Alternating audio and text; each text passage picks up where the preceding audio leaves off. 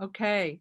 Well, thanks everyone for joining us for this is the final session of the Columbus KTC Fall Retreat, and I'm Kathy Wesley, and we've got Lama Tom Broadwater as well as Lama Adam with us today. And we really appreciate all of you joining us. I know some of you may have kind of just stumbled on here because it's the usual Sunday morning Dharma talk, and we kind of are blowing the program a little bit here, but we had given talks Friday night and then Saturday morning and Saturday afternoon on the topic of a mindful life. And to just briefly recap, we talked about how meditation helps us to develop mindfulness and how mindfulness is then the foundation for making change in our life. And I think that's the simplest way to talk about what we've discussed so far. Today, we are going to spend the next hour, I think, answering questions. Have you guys started on that before I showed up, or? Okay. This is being recorded for folks who could not attend. So just a quick reminder, if you do not wish for your video image to be on our recording, you can go to the upper right-hand corner of your Zoom window with the 3 small dots and click Stop Video. So I guess there are a couple of different ways to go. I see we already have something in chat.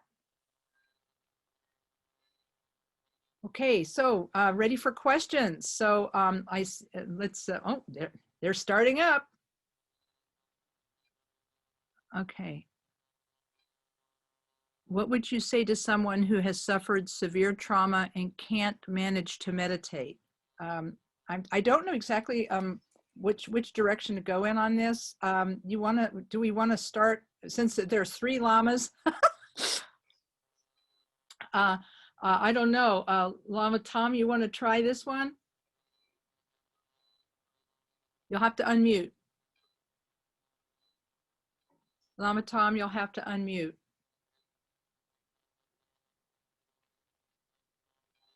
Sorry about that.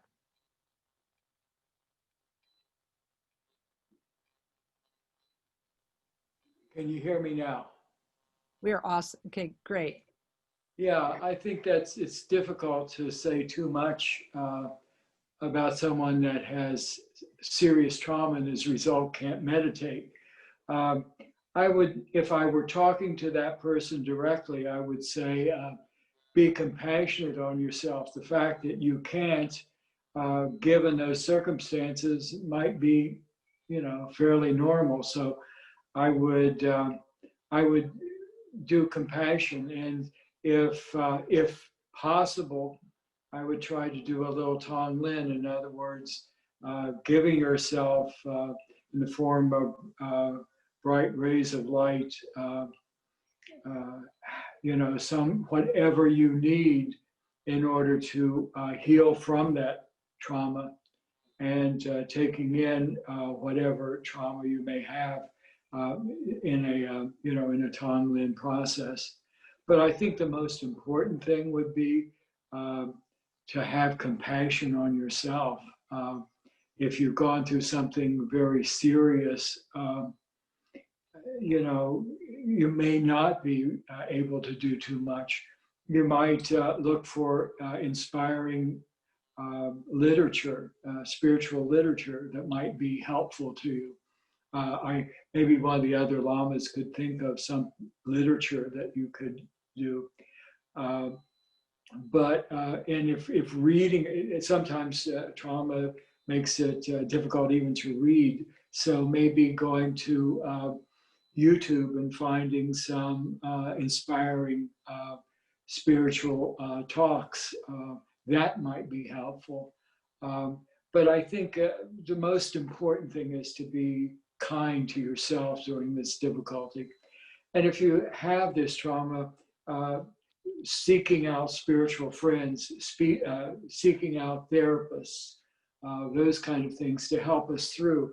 We oftentimes think we should just grin and bear it, and that's not very healthy sometimes. So getting help is also something I would look for. Is that?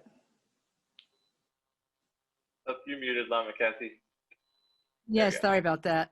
Yeah, thanks, Lama Tom. I really appreciate that observation. Lama Adam, did you have anything you'd like to add? I would say the same as Lama Tom, but I would also say that I think that that anything we do builds some kind of habit energy. So I think keeping images of Buddhas around, or maybe playing recordings of sadhanas or things like that is something that can be done. Mm-hmm.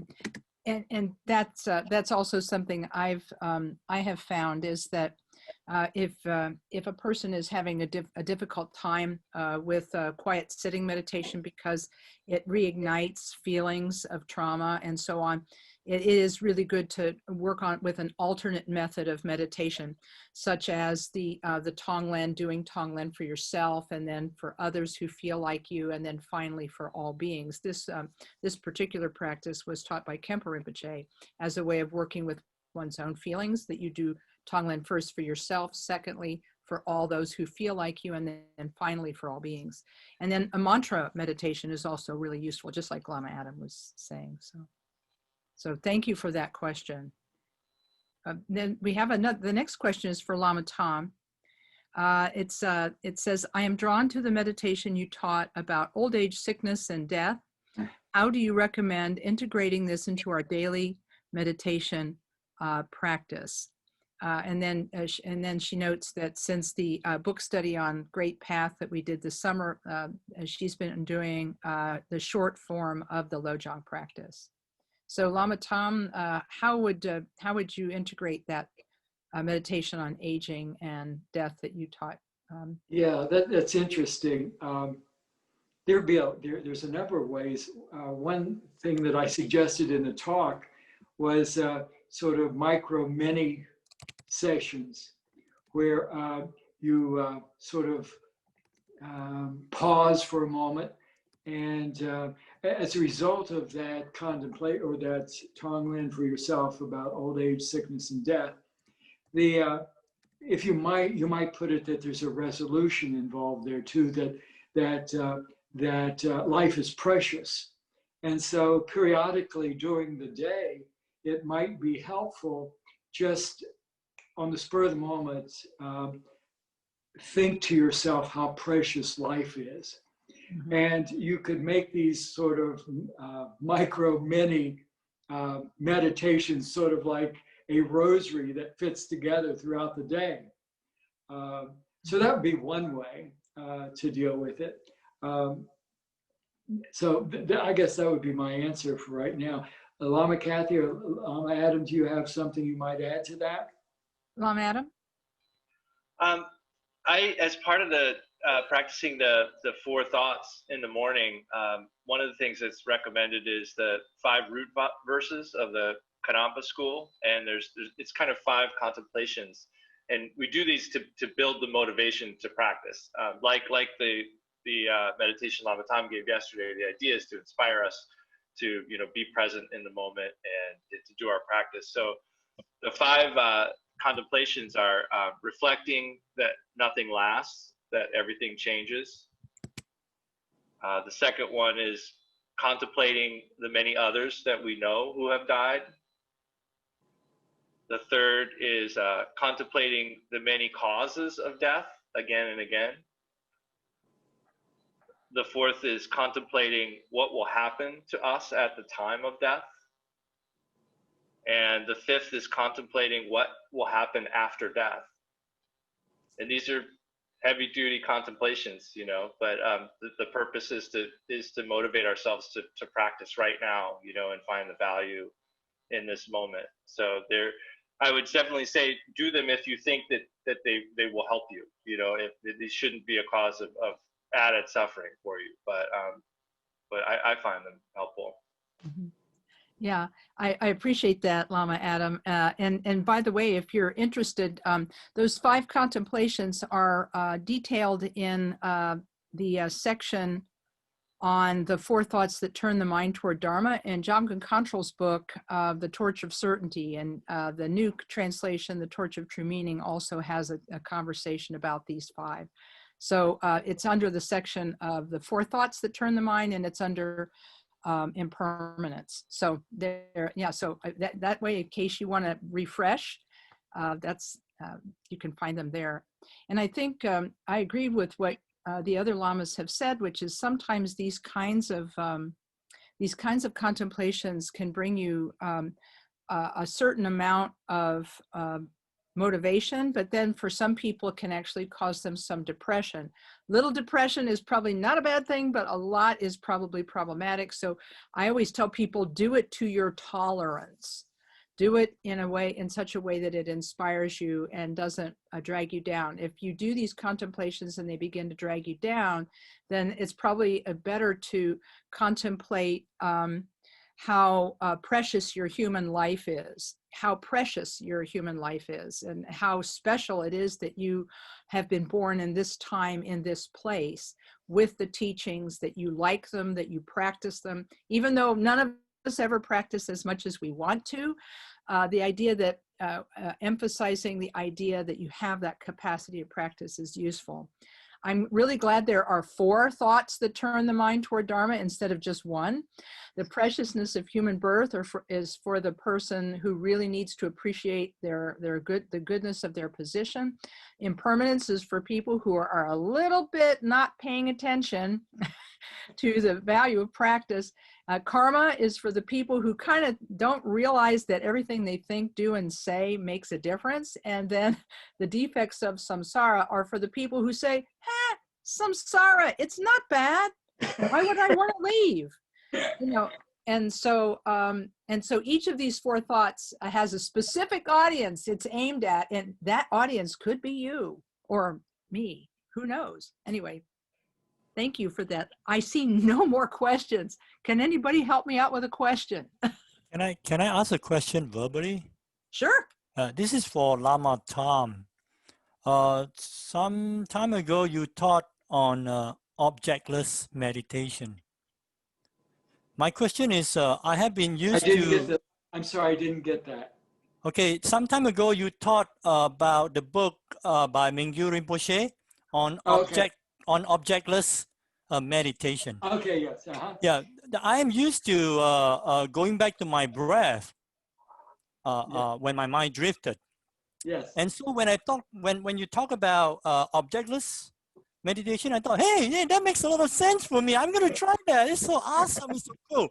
And when I try it, I always go back to my breath. I don't know what objectless means. Does it mean I let my drift go and follow my drift? That is not meditation. So what is this objectless meditation? How do I do it objectlessly? Oh, that's a really, really good question. That you start out with objectless meditation and have to go to your breath is what we all wind up frequently having to do. We need something to hold down our attention. It's like that. Basically, as I understand it, and I don't perfectly understand Mingyur Rinpoche, but as I understand it, and I've had some teachings from him, but as I understand that, the most important thing is, particularly in the beginning of your meditation, to be relaxed. And so just sitting relaxed without an object and so forth. But as soon as you need some tether, something to hold you down, then you go on back to your meditation. But it's not to be seen as an obstacle to your meditation, and it shouldn't be used that way. It's basically to relax. Now, later on, as your mind quiets and you're able to sit quietly, then you're more likely to be able to fall into that. He calls it open awareness also. But that's a few stages down the road. So most of us, when we do this open awareness thing, we fall back into something we need to tether our meditation. So I guess what I'd be saying is what you're experiencing is totally normal. And the other thing I would say to you in terms of your meditation, find a good instructor at this point that can help you along so that you can make these adjustments more easily and more quickly. So I would strongly recommend that. And it sounds like you're at a point you could do that. Mm-hmm. Yeah, boy, I really appreciate that, Lama Tom. And Amos, thank you so much for that question. I remember when I first met Mingyur Rinpoche, and I had like a 5-minute interview with him. It was just an incredible blessing. I said, Mingyur Rinpoche, Rinpoche, when you talk about awareness and in your teachings, this open awareness, I don't get it exactly. Can you help me? What is awareness? And he said, in English, he said, oh, awareness, very simple. He says, very simple. He said, do you see my hand? And then he passed his hand in front of my face, and I said, yes, Rinpoche. He said, do you hear this? I said, yes, I do. And he said, that's it. He said, you're aware of what you see, you're aware of what you hear, and you can be aware of that awareness. I said, okay, that's something that is not intellectual, it's experiential in nature. So, and so when we meditate with that relaxation that he talks about in his books and that Lama Tom was talking about, when we meditate with that relaxation, technically, as long as we are in that relaxed frame of mind, thoughts will not actually arise and interrupt us. But because we're human and not used to this way of thinking and this way of meditating, thoughts will arise. And I completely endorse Lama Tom's approach, which is that when you first realize you're distracted, if you have the capacity to then relax in the middle of that thought and return to being aware of awareness, fantastic. If not, breath awareness is your friend. That does provide you with a tether for your attention, and that will help the whole meditation go better. These moments of open awareness can also be done when you are not meditating. For example, Khenpo Karthar Rinpoche, in one of his teachings, said, when you are at work and you are between tasks, you've just hung up the phone or you've just stopped or finished a project, he said, just take a moment and let your mind flop. The translator used the word flop, like you're resting, sitting down in your easy chair at the end of a busy day, fully relaxed. And he said, nobody's going to know what you're doing. They're all just going to think you're being thoughtful for a moment. And he said, and just let that last a few seconds and then go back to what you were doing. And in this way, this is building this confidence that we can rest our mind in a non-conceptual way. It's a way of accumulating the experience of non-conceptuality, which allows us to just be with our mind's awareness without having to stuff something into it so it's more interesting. Does that make sense? So Amos, does that help? Okay, good deal. Lama Adam, want to add anything or? I would just say that I'm a big advocate of the mental flop. I am a big flopper. I do it frequently during my day ever since I heard that. So yeah, it's really helpful. And we can all do it right now. Okay, thank you. Next question. Tashi Delek, everyone, and thank you for this. I have a question about insight meditation. When is an appropriate time to apply this? And might you give a short review of how to do this if it is appropriate to say that or to give this at this time? I don't know. Lama Adam, you want to try this one? Start with this one. And I'll be frank, like this is not something I've had any experience talking about or teaching before. So I'm not super comfortable approaching this, but I would just say that I know frequently what I've heard is that our shamatha, as we practice, starts to become insight. That it's and in fact, I think I had a conversation recently with Lama Kathy about this, because I was kind of confused about that idea, and I felt like even after 3-year retreat, I hadn't really learned what that is, because I didn't want to really believe that in fact that's what happens. But my understanding is that as our shamatha progresses, that actually starts to become insight. It starts to encompass insight. Is that correct? Yeah, and I appreciate you articulating that, because I remember having the same question myself, and I appreciate it because you've had it, I've had it, the questioner is having it. And it appears to me, based on my study of how meditation is taught in the Karma Kagyu tradition here in the United States, that there are two ways to approach insight. One way is the way that Lama Adam is discussing, which is that as we practice our shamatha, or our calm abiding meditation, whether we use a visual object, a sound object, or the breath as our object, as we practice quiet sitting meditation, what will happen is that our mind will begin to settle. And as our mind begins to settle, we will have an experience, occasionally one of three experiences. We'll experience some feelings of mental or physical well-being, which some people call bliss, but I prefer well-being. Then we would also maybe have moments of clarity where our mind seems quite clear. And then the third is that we will have periods where there are no thoughts. These are merely experiences, according to Khenpo Karthar Rinpoche, and are the fruition of our previous good karma, and aren't necessarily signs that our meditation is becoming quote unquote successful. Therefore, we can let go of them and not focus on them and not try to make them happen. I think this is the most important thing to say about experiences like this, is we shouldn't cling to them or try to repeat them or make them happen again. However, as His Eminence Taisita Rinpoche said to us, these experiences give us evidence that our mind is beginning to settle down.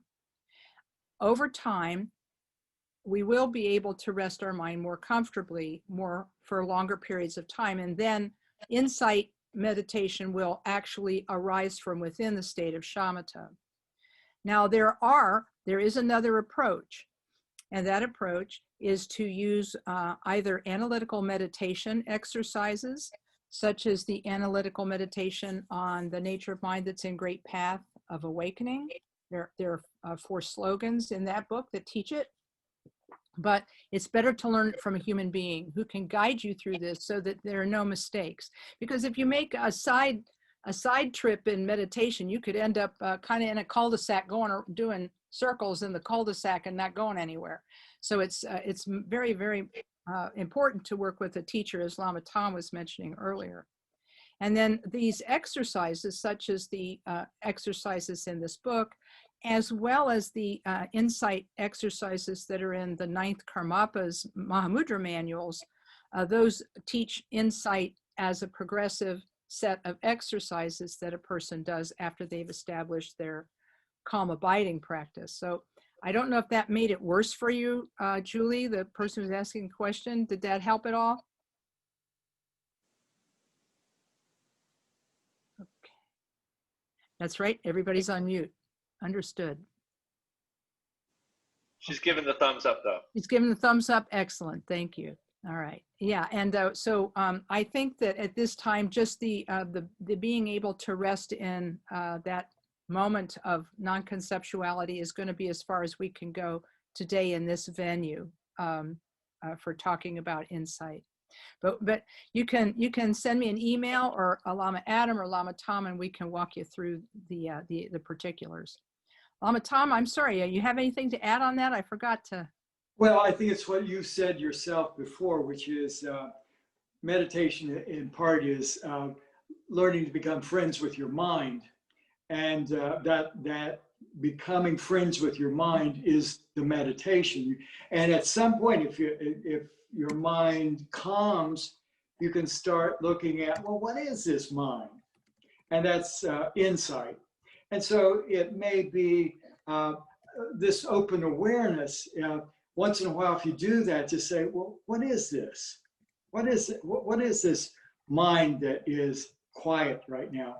But again, the caveat here is what Lama Kathy said, which is at some point when you're at that stage where you're curious about that, you really should talk to someone individually who knows how to direct you through that.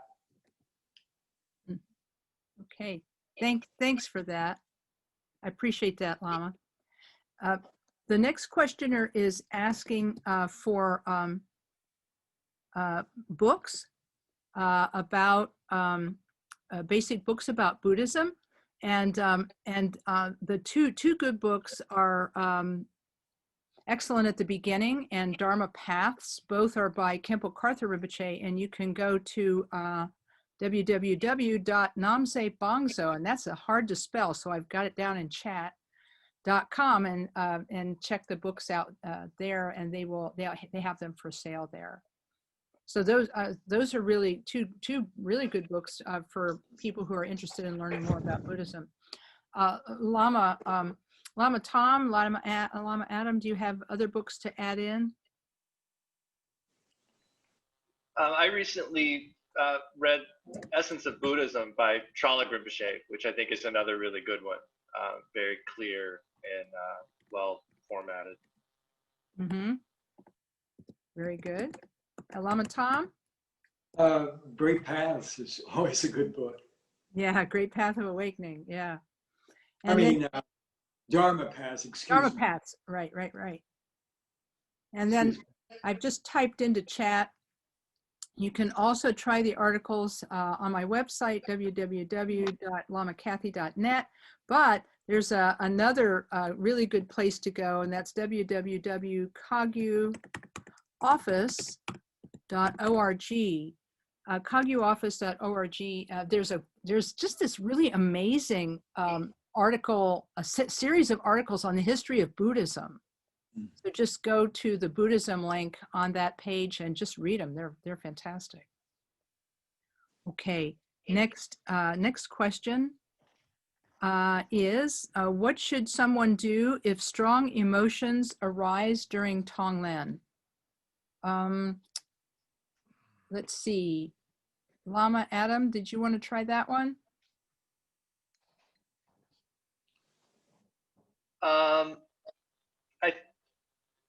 I think that Lama Kathy and Lama Tom are going to have better answers than I do, but what's coming to my mind is just this idea that the practice of Tonglen is to reduce this clinging to the self. So if things are coming up that that are triggering our self-directed feelings, self-cherishing feelings, then we need to maybe back off or change the method that we're practicing. Particularly if we're trying to do it for someone who gives, who triggers us somehow, who we feel like it's a challenge for us to do Tonglen for them. Sometimes it's not the right time to practice like that, and it makes me think of a little bit of this idea of idiot compassion, which is this idea that we need to try to cultivate impartial compassion, but our compassion is limited. Like until we reach enlightenment, there is a line where we're just not, we can't really go past there yet. We haven't developed enough. So we need to know where that line is, and if we start to pass that line, particularly if we start to feel resentment towards the people we're trying to be compassionate towards, it might be better for us to back up and kind of practice compassion from far away or in a more general way. I think that's what I have to say. Lama Tom, by the way, Lama Adam, I think, are you hosting or am I hosting? You might I am. I'm working on the muting too. Okay, yeah. Thanks very much. I appreciate that. Okay. Yeah. Lama Tom, anything to add for this? I don't know what strong emotions we might be talking about here. Strong emotions could be happy. They could be sad. And I don't think there's anything particularly to fear about that. If one is feeling overwhelmed by those strong emotions, then I think it really is a question at that point of backing off and sort of doing a little analysis of what's going on here. But the process itself can't harm you if you understand it properly, which is this is about transforming your mind. It's not at this point actually taking on anything really. It's visualizing you're doing that, and in that process you're going to be transforming your mind. That's the point of it, not at this point actually taking that on. So again, I would say it depends on the emotion. Whatever the emotion is, I would be wanting to analyze it a bit post meditation, and then coming to an understanding of what the practice is really. How's that sound, Lama Kathy? Sorry, I muted myself. You know, I know. Hey, I love being my age. I just got to tell you, I love this whole gray hair thing. It's really made my life more exciting. So what I can say is that that the way you're putting it is really helpful, because we feel these things on the cushion and it gets to be a little overwhelming. And if we're overwhelmed in the moment, then it's the thing we can do at that time is we could even start doing Tonglen switch and do Tonglen for ourselves if we feel overwhelmed, taking in our own feeling of discomfort and giving healing to ourselves. And then, as you say, in the post meditation, when we get up and out of our meditation seat, we can begin to look at those issues that caused us so much trouble in Tonglen. So I think taking that approach is a good approach, and being able to relax the mind in the moment is a powerful thing as well. And it's really interesting. There is a teaching that was given on Tonglen by Khenpo Karthar Rinpoche that was a few years ago, that was based on the teachings of Karma Chagme. And in his teaching, he said the first stage of knowing that Tonglen is working for you is that it kind of touches you. You're a little bit moved by it. And so I think that it does show that it's having the effect on us. But if we become overwhelmed, then it is a little bit counterproductive, and we have to try to find a way to steady ourselves in the moment. So appreciate that. Anything else the Lamas want to add? Well, if so, or if not, the next question is a variation on this. What would be a skillful response to someone trying Tonglen who gets overwhelmed by all of the suffering that she is breathing in? Not that she will be harmed by that suffering, just that it is. That's a lot of suffering. In thinking about this myself, I see that my attention goes to the removing of the suffering, not to the suffering itself. Should I suggest that? I think I understand that last part, but I'm not 100% sure of what you mean by that very last part. Could you elaborate a little bit? No? Okay. For me, when I do Tonglen, I don't get overwhelmed by the suffering, because my attention is really going to the freedom of it. I'm not like, she gets into this place where she's like, and there's hunger and there's thirst and there's this and there's that and there's war and she kind of goes into the suffering.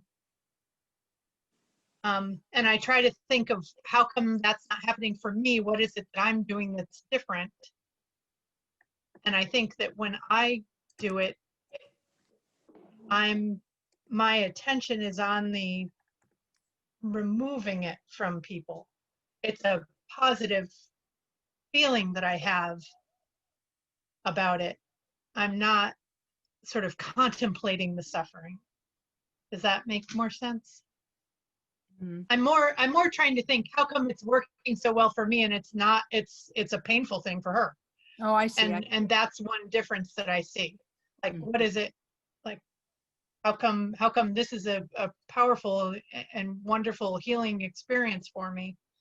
And for her, And I it's mean, you over. look at her and you see the pain in her face. Got it. So like, why is it affecting me this way, but it's overwhelming her? I get it. I think that everybody is absolutely And what different. can I suggest to her? And Yeah, how right. can, you know, how can I help her? Yeah, got it. Absolutely everyone is different. And I think that that's the bottom line on this. That this is why some of us like one style of meditation and may not take to another style, is that because of our, what I like to call our karmic makeup. You know, we have a karmic makeup, and that we have, I'll call them karmic presets, you know, from a previous lifetime, habits and so forth that have manifested in this life as I like this and I don't like that, I prefer this, I don't prefer that, and so on. We all have those sort of karmic presets. And that's why some people will like one and not the other. And so for you, it might be this great experience, but for her, it's overwhelming. So maybe one of the things you could try and you could see about this is that you could see if saying to her, it's just, if you're overwhelmed by a large amount of suffering that there is, try imagining that you are the Bodhisattva Chenrezig. And this is actually a method that is taught by Khenpo Karthar Rinpoche. He taught this. This is actually part of the Karma Chagme teaching on Tonglen that he gave, and that as if you visualize yourself as being made of light and insubstantial, then he said when you take in the suffering of others, it makes your color brighter as Chenrezig. And so your color as Chenrezi, or the brightness of your visualization of yourself as Chenrezi, continuously gets bigger and better as you meditate. And that way the amount of suffering is not a problem, because it's allowing you to manifest your bodhisattva potential in this symbolic way. I don't know, but Lama Tom, Lama Adam, do you have other things that you suggest for her friend? I really like the idea of how you describe it. So I don't think I have anything to add to that. I think that's really pretty brilliant. But I do go along with what you're saying, is that everybody's a little bit different, and it's like that. So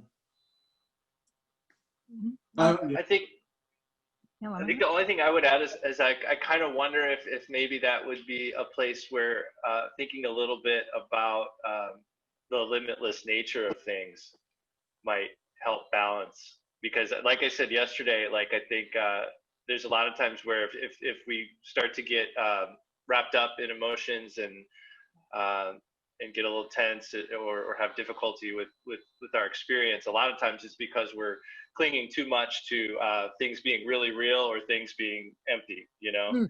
So I feel like that may also help us to start to think about a little bit about the nature of things, about things being limitless and clear, you know, in their nature. Mm-hmm. One of the ways this could be approached would be to suggest to your friend that before she starts doing her Tonglen practice, that she reflect on the sort of limitless nature of mind, that mind has no beginning, no end, no color, no shape. It's not made of atoms and molecules and so forth. And that coming to the concept that her mind truly has a limitless capacity to give and a limitless capacity to accept might be useful. You know, my mind, even if it's just something she says to herself, as such, my mind has no color, it has no shape, it has no beginning, it has no end.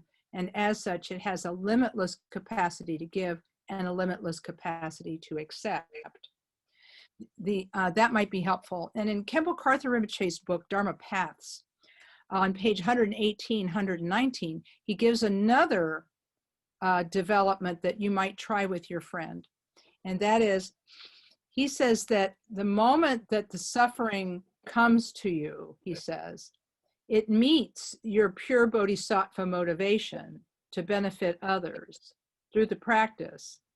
And in coming into contact with your pure bodhisattva motivation, all of that suffering dissolves into nothing and disappears.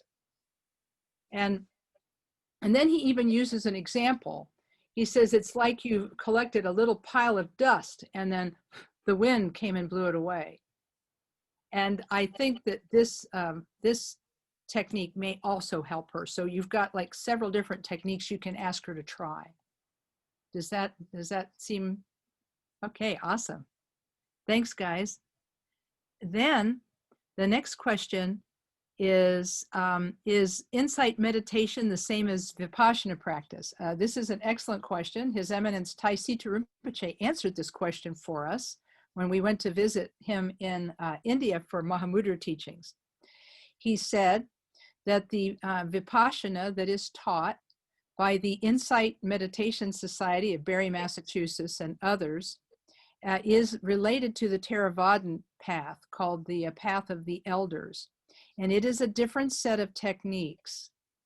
And so the insight meditation that anybody who has undertaken those 10-day intensives and so on, that the techniques of paying attention to sensations in the body and so on, that is a specific set of meditation techniques that's taught in the Theravadan tradition.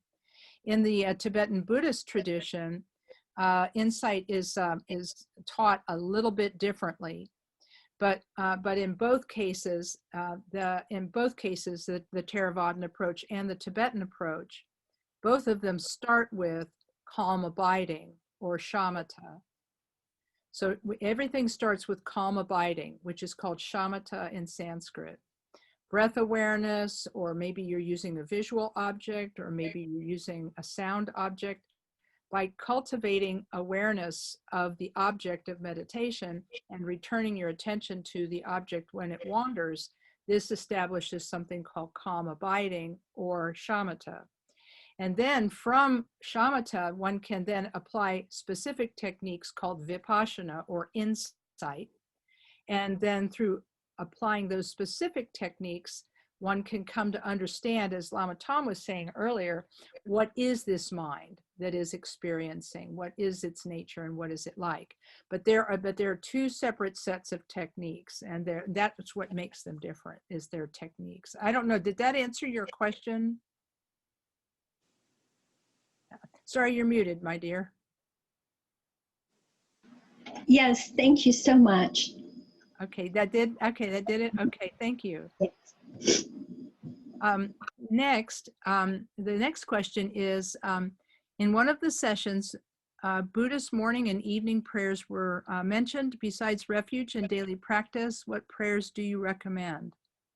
Lamas, what do you think? You have?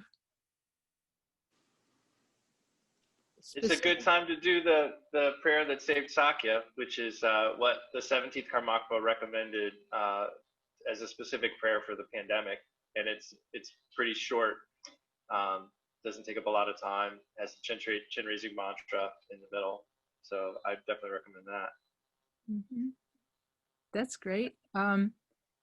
Lama Tom? The things that come to my mind is there are various aspirational prayers that you can find in the Kagyu Munlam book, which I love. And they're for all occasions, and you can look through those. I mean, there are a big variety of aspirational prayers there. I was also thinking the 7 branch prayer. I was also thinking there was one other one. There are various confessional prayers that you can do. And there are also certain simple rituals you can do to enliven your prayers. So I guess the person should talk to one of the lamas and get that figured out, where they are and what makes sense for them. I'm giving a general answer, but that's the best I can do right now. Yeah, no, I really appreciate the input on this from Lama Adam and Lama Tom. And it's not that there are specific morning and evening prayers that you are, quote unquote, supposed to say. So it's not like that. It's beyond doing your refuge prayers in the morning and refuge prayers in the evening to renew your refuge vow, and beyond renewing your excuse me, bodhisattva vow morning and evening if you have taken it.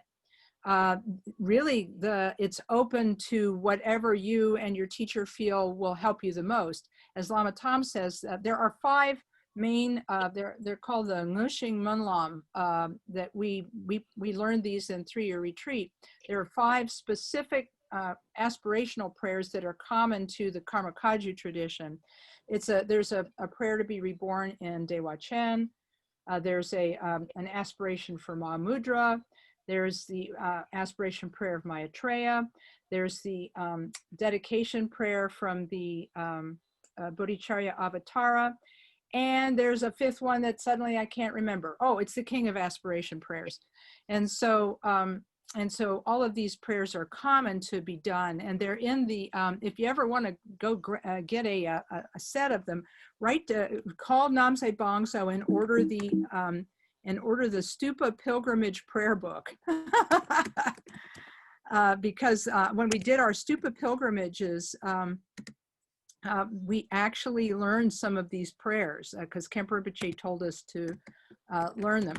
But as Lama Tom says, you can actually get them also in the Kagyu Munlam book, because many people have this large prayer treasury. And the 7 branch prayer is especially good because it counteracts negativity, accumulates merit, confesses faults. So, and any version of the 7 branch prayer would be great to do. So, could I say something else, Lama Kathy? Please do, please do. One of the things I would say is the fact that this person is inquiring what more can they do with their morning prayers is a very positive sign. It's an indication of interest in going beyond where they are, and I think that's really cool. Yeah, that's absolutely true. True that. And let's see. Here's another question. Does it matter if we say the prayers in English? Here's what Khenpo Karthar Rinpoche said. He said, it's good to know the meaning of what you're reciting. And there's a blessing to reciting it in Tibetan. So he said both of these things. So since he said both of these things, I leave it up to the individual. What you might want to do is start by reciting them in English, and then maybe one day you'll do them in English, next day you do them in Tibetan. One day you get to the meaning, and the next day you get to the blessing, because there's a blessing to reciting it in the language in which it was composed. But because especially since the Tibetans believe that their language, their written language, was developed by an enlightened bodhisattva, they feel that because of that, everything that was written and composed in that language has a special blessing. But we see the 2 ends of the spectrum. We see the people who say, oh, Tibetan, it's so beautiful, I don't care if I don't know what it means. And then we have the people at the other end is, I am not ever going to recite anything in Tibetan unless I know what it means. And so all of these people need to take a few steps toward the middle. The people who really believe in the blessing need to come a few steps toward meaning, and the people who really believe in meaning need to take a few more steps toward blessing. You will know where you are on this spectrum. I would say recite prayers in English until you feel good about understanding their meaning, and then add Tibetan in, or maybe alternate. So Lamas, do you have anything to add? I want to say that this was a big thing in my 3-year retreat for me and for a lot of people. I mean, we chant texts that are this thick in a given day, and you got to get through it all. And you're reading it literally in Tibetan without the phoneticized, English letters, Arabic letters, So it came up a lot. And I had interviews with Rinpoche where I would ask about this, because there were things I needed to get done in a session, and just reading the text took up a lot of time. And like Lama Kathy said, he said there was a lot of blessing in it, but we also needed to know what it meant, and we have to figure out how to balance that. But I want to say, and I can't say that this comes from anyone else, so that I could be mistaken, but I've come to believe that there is a practice in just being able to read the Tibetan, even if it's the phoneticized part. Like, there's some mindfulness that comes along with being able to follow the phoneticized Tibetan or reading the actual Tibetan language too. And there's a little bit of a practice that you can discover in there, just as far as being present with the reading and the meaning. And I believe, this may just be me, but I believe that Rinpoche was actually teaching us a little bit of a practice in being open to reading the Tibetan. Mm-hmm. Yeah, thank you. Thank you for that. Lama Tom? I'm good with what both of you've said. I think it's good. I don't have anything to add to that. I totally get this because when I was in 3-year retreat, same thing happened. We had the two ends of the spectrum, and I think that what Lama Adam had to say about Khenpo Rinpoche maybe giving us a teaching by encouraging us to move toward that blessing by reading it in Tibetan. I think there's something to be said for that. And I have to tell you a game I made up. This is not a Dharma teaching. It's just me explaining a game I made up. When I was in 3-year retreat, we did not have a translation for anything. I went on the first retreat. By the time it got to Lama Tom and Lama Adam, they had translations for everything. So I was basically just reading words, right? Phonetically, and we didn't have transliteration. We just had to read it in Tibetan. And so I made up a game. I pretended that every single letter was the deity of practice. So if it was Mahakala, every letter was Mahakala's dancing form. If it was Vajrayogini, it was her form, and so on and so on. And I made up this thing so that by saying the name, I was invoking that particular Buddha or Bodhisattva. And so I made up the game, and that helped me to work with how I was feeling about not knowing the meaning. And so, but that was a game I made up. But now you don't have to, because translations are readily available. What you're saying, Lama Kathy, about there being translations. In fact, I read Tibetan, but I don't, my comprehension's poor, to say the least. So I would have the translation right there by me as I was reading it.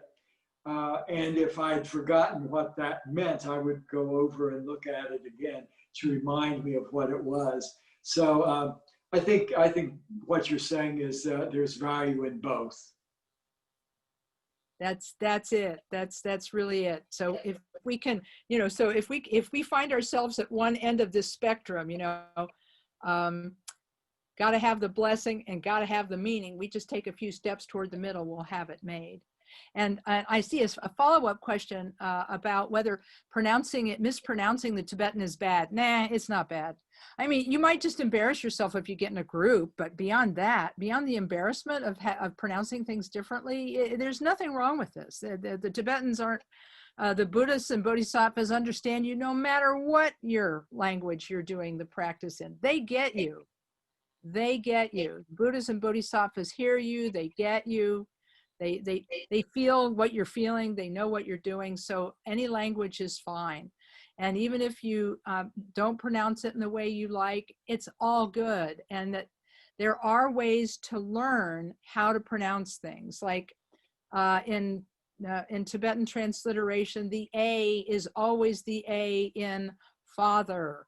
And the E is always this sound, and so forth and so on. We can study those things and we can listen to, but because there are at least 5 dialects in the Tibetan language, even the way Tibetans pronounce things are going to be different.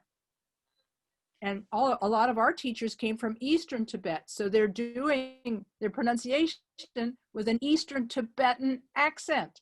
And the people from Central Tibet say, that's not how you pronounce it. You pronounce it this way. And so even Tibetans have a little bit of a joke among themselves about the proper way to pronounce the Tibetan. So we're definitely okay. I hope that helps. Does that help? No or yes? Yeah, it's actually okay. The Buddhas and Bodhisattvas don't get mad. That's the cool thing about them. They don't get mad. The only thing we can do wrong in our practice is to be egoistic.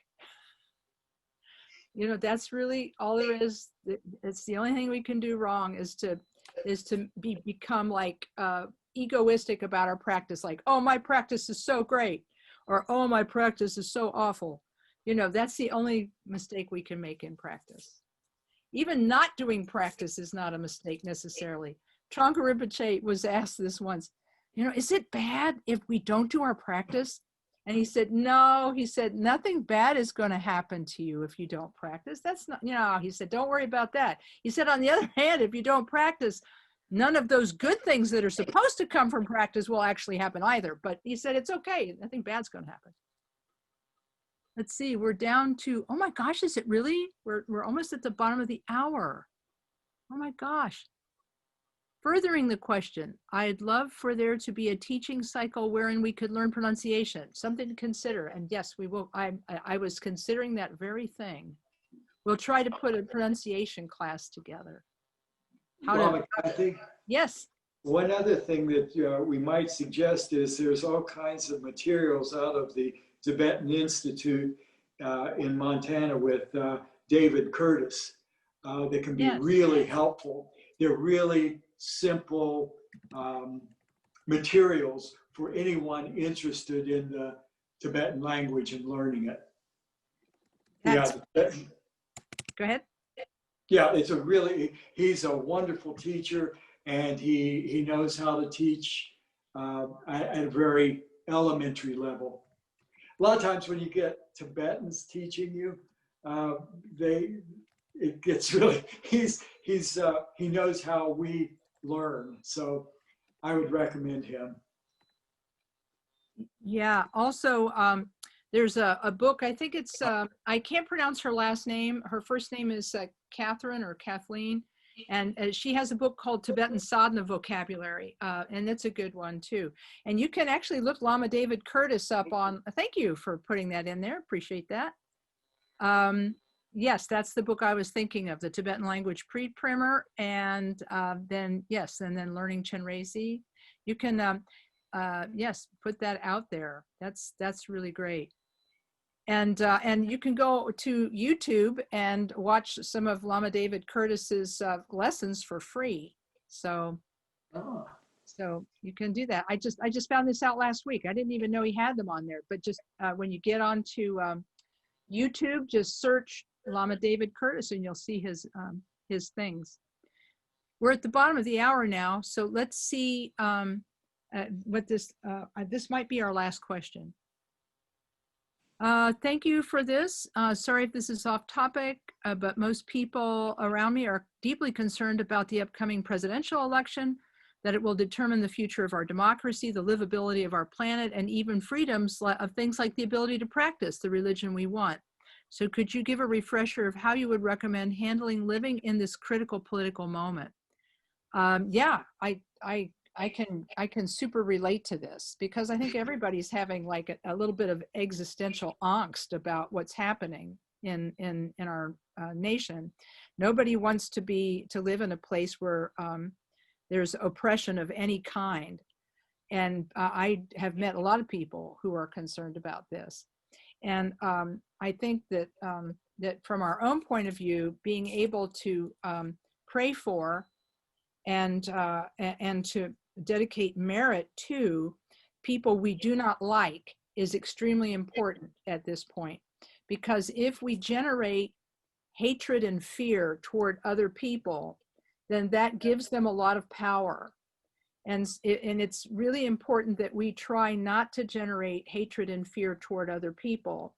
And so we need to actually pray for and dedicate merit to all of the people who we feel are doing harm. And there's a prayer, and I will be looking for it while the other lamas are answering, and I'll put it up here. There was a prayer that Khenpo Karthar Rinpoche spoke to pray for those who do harm in the public sphere. And it's brilliant. We basically pray for them to meet pure spiritual friends, enter the path, and attain Buddhahood. So I think that's incredibly important. And so we have to kind of keep our own state of mind as a state of mind that is not going to hate and not going to judge our, on our own. But then I think we also need to go farther than that by doing what we can to make our own minds more stable and at ease. So, but I want to hear from the other lamas on this as well, and then we'll come back to this in a minute. But the first thing is to try not to generate hatred toward those you disagree with, because that's going to actually cause you a lot of pain and suffering. So we have to find a way to pray for those other beings. Gosh, I don't know who to go first. We'll ask the Lama Adam first, then Lama Tom, if you'd like to add something to that. Yeah, this is crazy times. And when I was in retreat, you're not supposed to get a lot of news from the outside.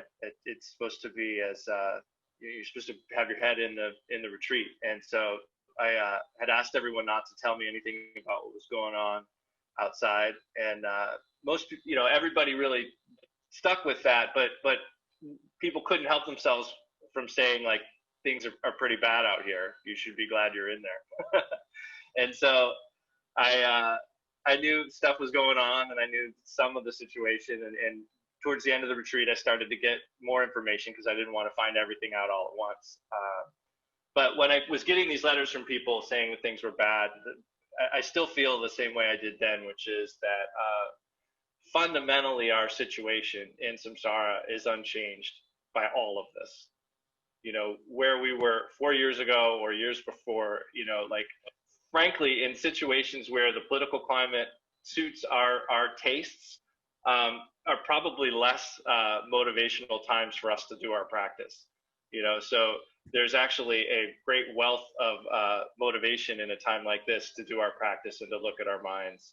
And there's a teaching about how bodhicitta can, this wish to benefit all beings is kind of like a forest fire, in the sense that, wind, if it was like a match, wind could blow a match out. But bodhicitta being this strong, immeasurable motivation, any wind that blows by can only make it stronger. So we can take all these things onto the path. And frankly, there is nothing in Tibetans who had to leave their homeland in 59 and are still fleeing are a perfect example of the fact that there's nothing that can stop you from practicing Dharma. There's nothing that can stop you from doing that, as long as you have the faculties to do so. So I think that, I don't know if that answers directly the question, but that answers what we can do for our inner world and for our mind, that, that we can then hopefully bring out to other people too. But so to look at these situations and to realize that, samsara is never going to be perfect. And that's the whole reason we're trying to reach enlightenment. And that's the whole reason we do the four thoughts that turn the mind and stuff. And the reason why we reflect on the defects of samsara, because we can't get attached to trying to fix. It's important to try to end suffering of all beings, but samsara will never get fixed. That's why we're not trying to stick around in samsara,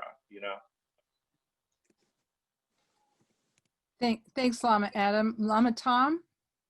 Well, reflecting on what both of you have already said, I think we shouldn't be surprised that there is this turmoil. Yes, it does seem much more pronounced than ever before, but there were times in the past where things were to the people then just as serious. So I think we have to keep that in perspective, number one. And number two, which is what both of you have already said, is what we can't really control that. And it's going to go wherever it goes. The most important thing is that if we want to be helpful at this particular time, how we deal with it in our own minds is the most important thing. So prayer is important. Continuing your practice is important. And in whatever way you can, to be kind to whomever you come in contact, that will be helpful. But this is not surprising. We shouldn't be surprised that this is going on. What we need to do is nurture our own response according to the teachings that we've had, and where it winds up, we don't know. Yeah. Thank you, Lama Tom. I appreciate that, because those of you who are familiar with the Guide to the Bodhisattva's Way of Life will remember that in chapter 1, I believe it's verses 5 and 6, Shantideva writes about the world, and he says, like a flash of lightning in the dark of night illuminates momentarily all that the darkness had hidden. Likewise, rarely, through the Buddha's power, thoughts of goodness arise in this world. Wow. Rarely, through the Buddha's kindness, thoughts of goodness arise in this world. The next verse he says, thus behold the utter frailty of goodness. Except for perfect bodhicitta, there is nothing that can withstand the great and overwhelming force of evil. So basically he's telling us the end of the story, which is that no matter how bad things get, bodhicitta can never be destroyed, and bodhicitta will always win. And that happens inside the heart of the individual. Except for perfect bodhicitta, there is nothing that can stand against the great and overwhelming force of evil. So we have this, it's within us, it's natural to us. Yes, we're going to feel overwhelmed, and yes, it's going to look difficult. And as Khenpo Karthar Rinpoche said to me once, it's samsara. What did you expect? He said, we call it the ocean of suffering. There is a reason for this. This does not mean that we should not go out and vote. It doesn't mean that if we are so moved that we would not demonstrate and protest and this sort of thing, but we do have to watch our minds. His Holiness Karmapa said the only difficulty with overt political action is that we often are swept away and carried away by our negative mental afflictions when we protest and when we demonstrate. So he said you have to watch your mind through the whole thing and try to always cultivate a mind of love. We can do this through practicing the compassion mantra, such as Om Mani Padme Hum, Chenrezi's mantra. And it's not that we're saying samsara is hopeless, give up. We're saying we can't fix samsara, like the quotation given yesterday. We can't cover the earth with leather, but we can put shoes on our feet. And this is by practicing ourselves, we can keep ourselves strong so that we can be sources of strength for other people. And I think that that's something that we can do right now. So I'm hoping this is helpful. I did put I did put the prayer down in chat, and we'll send it out. We'll make sure that it gets on our Facebook page and so forth tomorrow. Because of the time, we did run over today, and I want to thank you for your patience with staying with us as we went a little overtime. But I want to say a word of thanks right now to all of the people who came to the fall retreat. Once again, we didn't get to toast marshmallows or have our noble silence at night, but I'm hoping that in the future we'll be able to gather again together out in the woods to do the fall retreat in nature as we have always enjoyed doing it.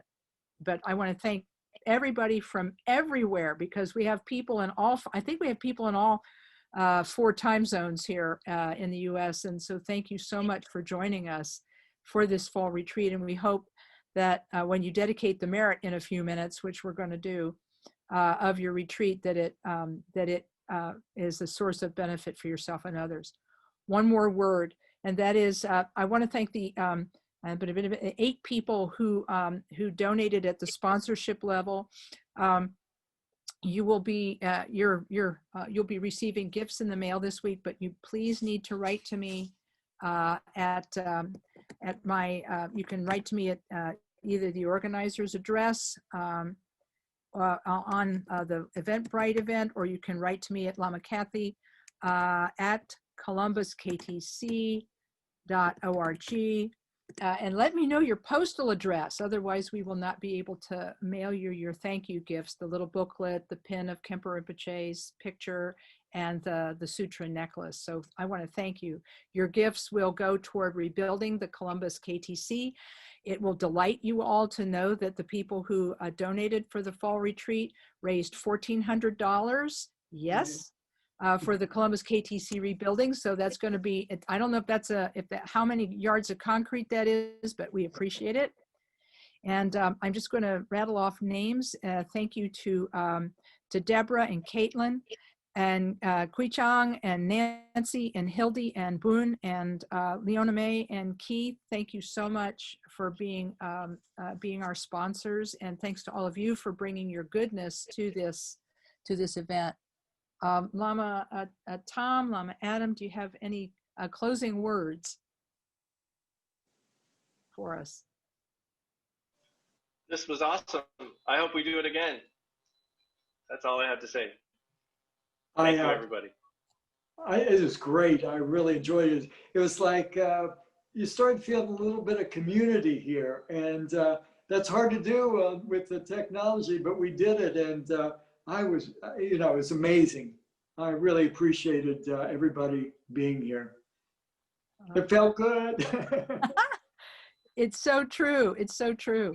And I'm going to attempt. Oh, that's right. I can't do this. But I will put. Let me see. Okay. I was going to say I was going to show the dedication of merit prayer so we could say it together. But if we try to speak together on Zoom, we'll drown each other out. So we'll do a mental dedication of merit today. We gather together all of the goodness that we've accumulated through this entire weekend, dedicating ourselves to the practice of meditation and learning about a mindful life. We dedicate all the merit that we have accumulated in the past, are accumulating now, and will accumulate in the future to the liberation of all sentient beings. And once they become liberated, may they all emanate in all directions and benefit sentient beings endlessly. Here's a short prayer in English. Through this merit, may all achieve the omniscience of Buddhahood. May it defeat our common enemy, wrongdoing. From the stormy waves of birth, old age, sickness, and death, from the ocean of samsara, may we free all beings, may we free all beings, may we free all beings.